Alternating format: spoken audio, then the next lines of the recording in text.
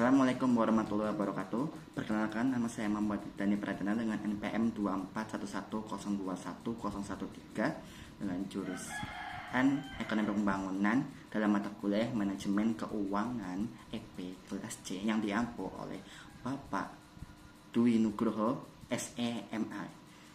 Di sini saya akan mengerjakan ujian tengah semester yang diberikan oleh beliau untuk menjawab pertanyaan sebagai berikut. Pertanyaannya adalah, yang pertama kita disuruh untuk menganalisis laporan keuangan dengan data-data keuangan yang diberikan dari PT Sejahtera Abadi. Kemudian yang kedua itu ada time value of money, yaitu diberikan soal tentang seorang investor dan bagaimana kita untuk menghitung nilai masa depan dan menghitung nilai masa sekarang. Baiklah, langsung saja. Yang pertama itu ada analisis laporan keuangan dari PT Sejahtera Abadi, di mana komponen-komponennya adalah sebagai berikut.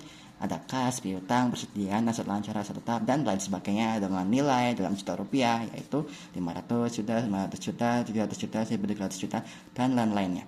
Nah, dari data di atas tadi, hitunglah dan jelaskan maknanya atau interpretasi untuk rasio-rasio berikut ini. Yaitu yang pertama ada rasio likuiditas, yang kemudian kedua ada rasio solvabilitas, dan ketiga ada rasio profitabilitas.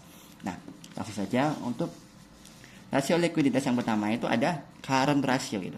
Current ratio itu rumusnya adalah utang lancar, aset lancar dibagi dengan utang lancar. Nah, berapa? Aset lancar di dalam soal itu nilainya adalah 1.300. Kemudian untuk utang lancar nilainya adalah 800. Nah, 1.300 dibagi dengan 800 itu hasilnya adalah 1,625. Nah, itu untuk current ratio. Kemudian untuk quick ratio itu rumusnya itu adalah aset lancar dikurangi dengan persediaan.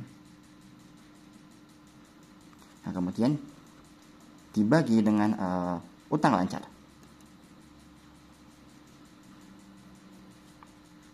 Nah, seperti yang kita tahu tadi, aset lancar itu tadi ada 1.300. Untuk persediaannya itu ada, di dalam soal ada 700. Dibagi dengan utang lancar 800 itu.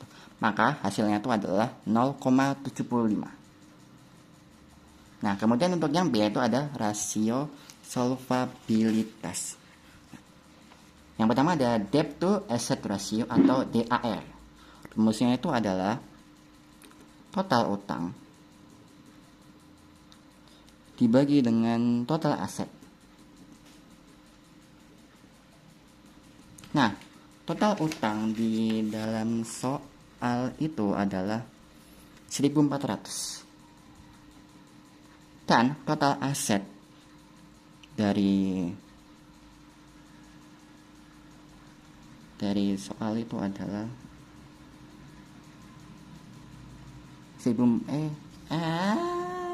Baiklah, selanjutnya di bagian B kita ada rasio solvabilitas. Yang pertama ada debt to asset ratio atau DAR dengan rumusnya itu adalah total utang dibagi dengan total aset. Total utang di dalam rumusnya, di dalam soalnya adalah 1.400, sedangkan total aset di dalam soal adalah 2.400. Jadi sama dengan 1.400 dibagi dengan 2.400 sama dengan 0,58,33. 0,58,33, atau kita bisa tuliskan itu 58,33% dalam DAR, rasio solvabilitas. Kemudian yang kedua ada debt to equity ratio atau DER. Itu rumusnya adalah total utang dibagi dengan total ekuitas.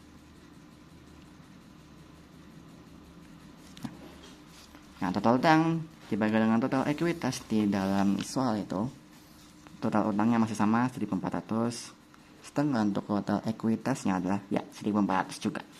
Jadi 1.400 dibagi dengan 1.400 sama dengan 1. Kemudian untuk yang C itu ada rasio profitabilitas. Yang pertama ada return of asset atau ROA.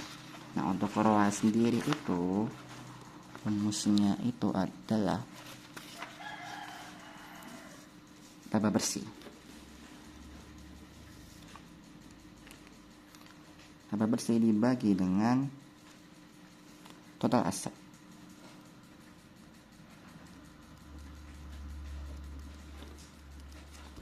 Nah, laba bersih dari perusahaannya adalah 700, teman-teman.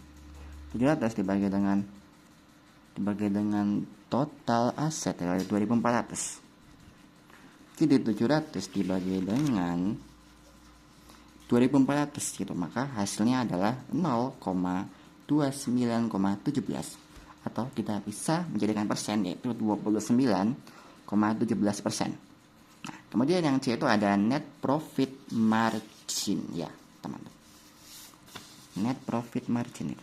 Untuk rumus dari net profit margin itu adalah laba bersih dibagi dengan penjualan bersih.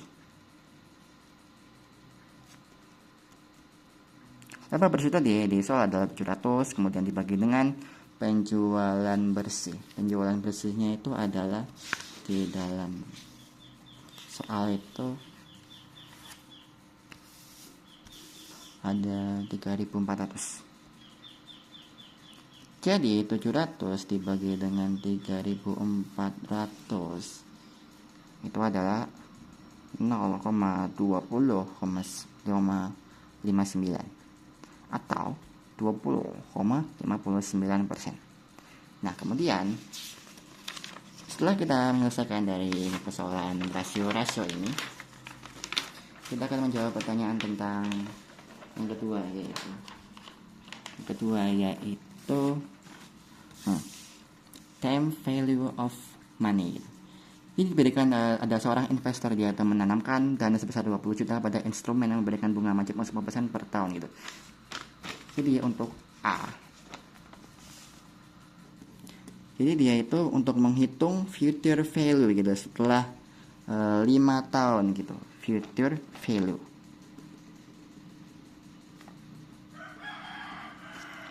Future value itu sama dengan rumusnya adalah present value dikali dengan 1 ditambah dengan R. R ini adalah bunga.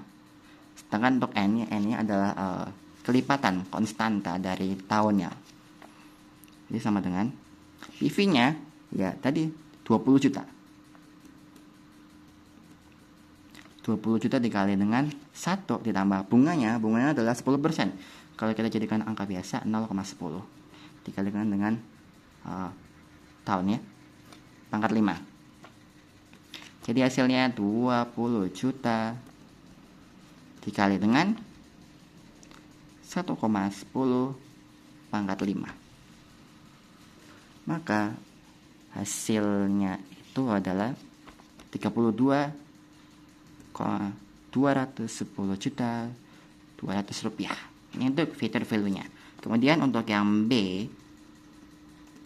kita disuruh untuk menghitung jika investor ingin mengetahui nilai sekarang present value dari 17.105.000 yang akan terima 5 tahun lagi dengan tingkat bunga yang sama. Berapakah nilainya? Maka present value sama dengan FV dibagi dengan 1 ditambah R bunga pangkat N. Maka future value-nya itu adalah 17.105.000 dibagi dengan 1 ditambah 0,10 bagi dengan 5 ya. Maka hasilnya 17.105.000 dibagi dengan 1,10 pangkat 5. Maka hasilnya itu adalah 10,620,859 rupiah pada hari ini. Baiklah, itu untuk perhitungan matematisnya. Untuk interpretasi dan penjelasan lebih lanjutnya, ada di sesi berikutnya. Untuk sesi kedua, di sini saya akan menjelaskan tentang hasil atau interpretasi atau penjelasan tentang tadi kan sudah dihitung dari perhitungan dasar likuiditas, probabilitas, dan juga time value of money gitu. Nah, apa sih itu artinya? Kita kan sudah tahu matematisnya. Bagaimana dengan penjelasannya? Baiklah, untuk yang A, rasio likuiditas. Rasio likuiditas itu adalah kemampuan dari sebuah perusahaan itu untuk membayar sebuah kewajiban atau untuk membayar suatu kewajiban jangka pendek yang mereka miliki dalam waktu kurang dari 1 tahun gitu. Jadi kalau ada utang atau apa dalam waktu kurang dari 1 tahun gitu, baik 3 bulan, 6 bulan atau 12 bulan, itu maksudnya ke dalam rasio likuiditas itu. Nah, untuk yang pertama itu ada current ratio gitu. Current ratio itu tadi kan sudah ketemu hasilnya 1,625 gitu. Nah, artinya hasil dari 1,625 kali ini adalah setiap perusahaan itu punya utang sebesar 1 rupiah gitu kepada bank atau perusahaan lain gitu. Nah, perusahaan itu punya kemampuan untuk membayar 1,625 rupiah gitu. Nah, artinya itu hal itu sangat baik gitu. Perusahaan itu dikatakan sangat mampu untuk membayar kewajiban utang dalam jangka pendek mereka. Ini tuh sangat baik gitu. Kredibilitas perusahaan itu bisa dikatakan baik gitu, dan ini sangat bagus gitu dalam laporan keuangan mereka gitu. Baiklah, yang kedua itu ada quick ratio ya. Quick ratio atau rasio cepat gitu. Hasilnya tadi itu kan ada 0,75 kali ya. Nah, 0,75. Artinya setiap perusahaan itu punya utang sebanyak 1 rupiah, maka perusahaan itu hanya bisa untuk membayar 0,75 secara liquid ya, sangat liquid. Hanya 0,75 gitu. Nilainya itu di bawah 1 gitu. Itu artinya ini kurang bagus gitu. Karena perusahaan itu dinilai tidak dapat membayar utang dalam waktu jangka pendek yang gitu. Dan mereka di sini itu menurut quick ratio ini hanya mengandalkan gitu penjualan gitu dari mereka gitu, hanya pada angka penjualan persediaan gitu. Kalau nggak bisa menjual ya, maka perusahaan itu nggak akan bisa menutupi utang atau kewajiban dalam jangka waktu pendek itu. Kemudian yang kedua itu ada rasio solvabilitas itu. Rasio solvabilitas itu adalah bagaimana sebuah perusahaan itu tingkatnya gitu, tingkat klasifikasi perusahaan untuk membuat mereka seberapa bergantungnya pada utang dengan perusahaan atau bank lain gitu. Jadi ketergantungan itu terhadap utang. Itu yang pertama itu ada debt to asset ratio atau DAR gitu. Nah, DAR ini menunjukkan seberapa besar aset perusahaan gitu yang mereka itu dapat uang atau modalnya itu dari utang gitu, bukan dari dana sendiri gitu. Nah, tadi kan hasilnya ada 0,58, 3,33 atau 58% ya. 58% ini artinya bahwa lebih dari setengah atau mayoritas aset perusahaan itu bukan milik pribadi gitu, dibiayai oleh pinjaman, entah pinjaman dari bank lah atau entah dari pinjaman luar negeri lah, bukan dari modal sendiri. Nah, hal ini membuktikan bahwa resiko keuangan mereka itu signifikan gitu. Kalau pendapatan perusahaan itu menurun, maka beban pembayaran utang itu bisa menjadi sangat berat gitu. Karena kalau mereka berhutang gitu kepada perusahaan atau bank lain itu kan ada bunganya gitu. Pendapatan nurun, pendapatan mereka berkurang gitu, kas mereka berkurang, sedangkan setiap bulannya atau tahunnya gitu bunga-bunga yang diberikan perusahaan untuk meminjam itu kan sama saja gitu, sama saja diberikan kepada peminjamnya gitu, walaupun mereka rugi atau untung kan nggak mau tahu gitu. Jadi ya risikonya itu signifikan gitu, karena sebagian besar itu bukan dari modal sendiri gitu.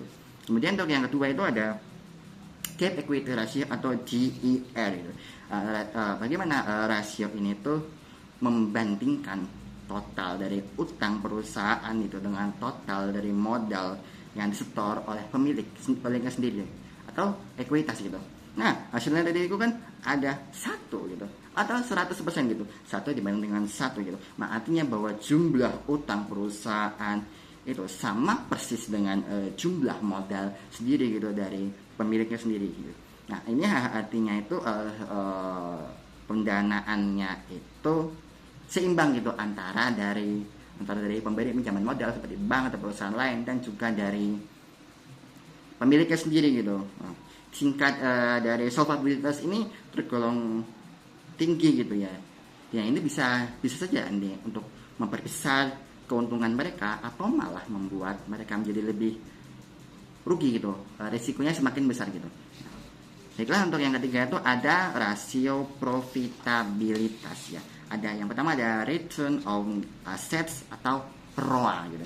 Ini kan ketemu dari hasilnya itu adalah 0,29,17 atau 29,17% ya. Nah, hal ini tuh 29,17% ini itu sangat impresif atau bagus gitu.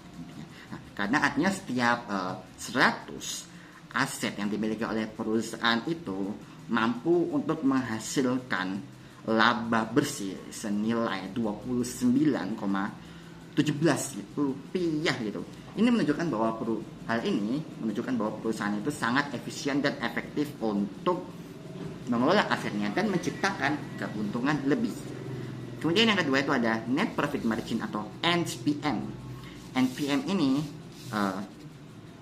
ini adalah persentase laba bersih yang didapat dari total penjualannya gitu. Nah, atau bisa dibilang keuntungan bersih gitu dari setiap rupiah penjualannya.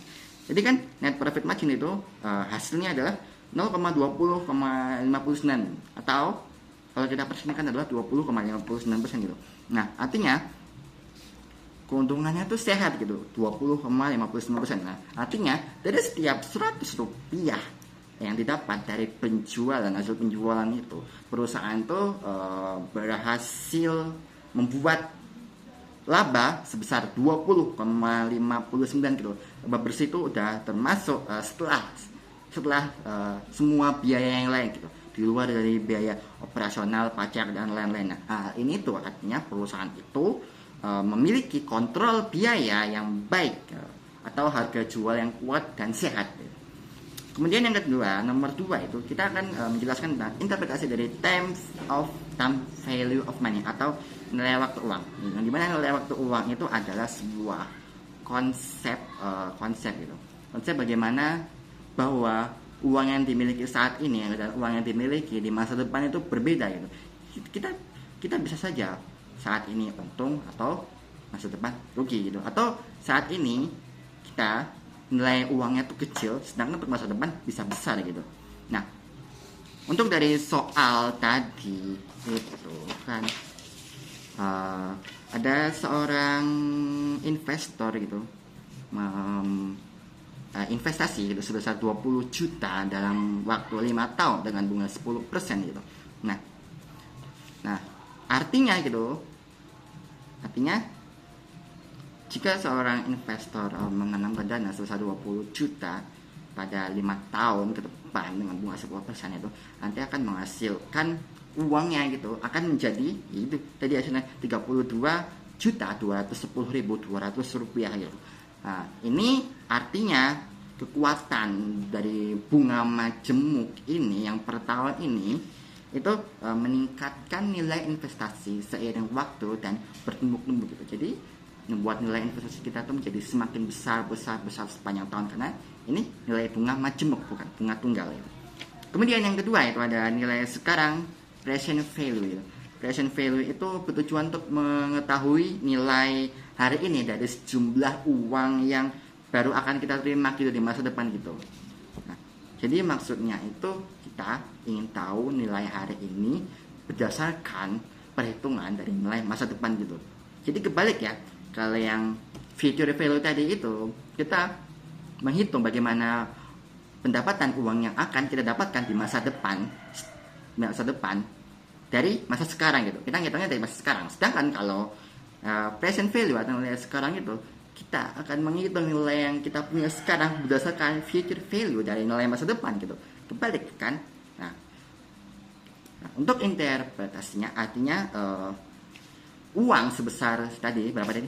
17 juta 105.000 itu kan baru akan diterima 5 tahun ke depan kan, itu sudah dengan bunganya 10% dalam waktu 5 tahun gitu. Nah, kalau asumsi bunganya tetap relevan dari 10%, bunga non cemuk dan lain-lain gitu, maka uang yang akan diterima kita pada hari ini atau present value-nya itu adalah 10.620.859 rupiah gitu. Nah, artinya nilai uang di masa depan itu lebih rendah dibandingkan nilai uang saat ini karena ada potensi pendapatan bunga yang hilang gitu. Jadi artinya sekarang dan masa depan itu bisa berubah gitu karena ada pendapatan bunga, inflasi dan lain-lain sebagainya.